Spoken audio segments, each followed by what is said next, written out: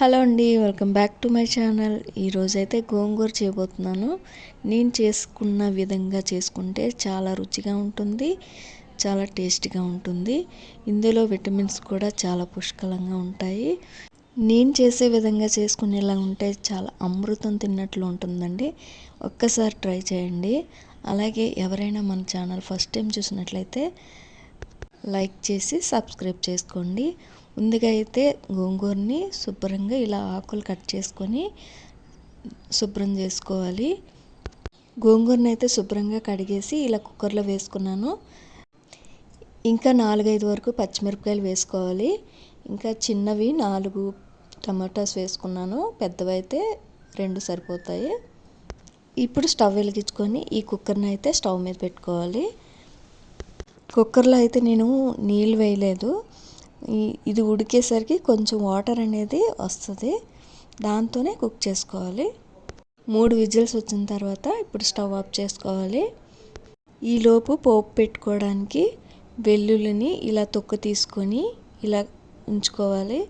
జీలకర్ర, ఆవాలు, ఎండుమిర్చి, కరివేపాకు ఇలా రెడీ చేసుకొని పక్కన పెట్టుకుందాము.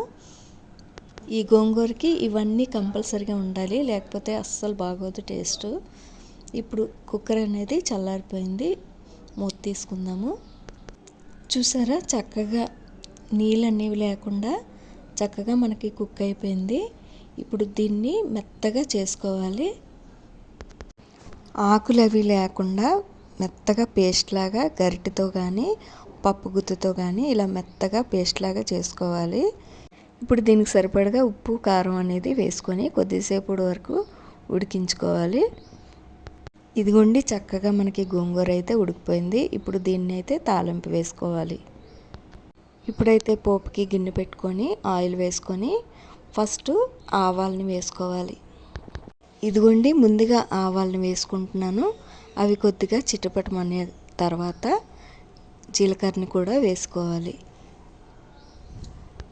ఇప్పుడు వెల్లుల్లి రెబ్బలు, ఎండుమిర్చి, కరివేపాకు ఒకదాని తర్వాత ఒకటి లైన్గా వేసుకోవాలి.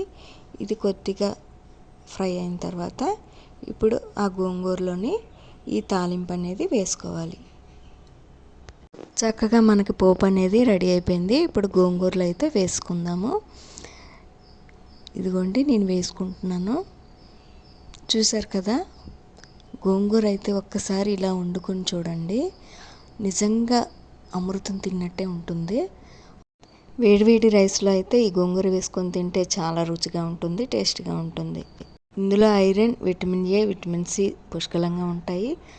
వీడియో నచ్చితే లైక్ చేసి సబ్స్క్రైబ్ చేసుకోండి. మరొక మంచి వీడియోతో మళ్ళీ కలుద్దాం. Thank you.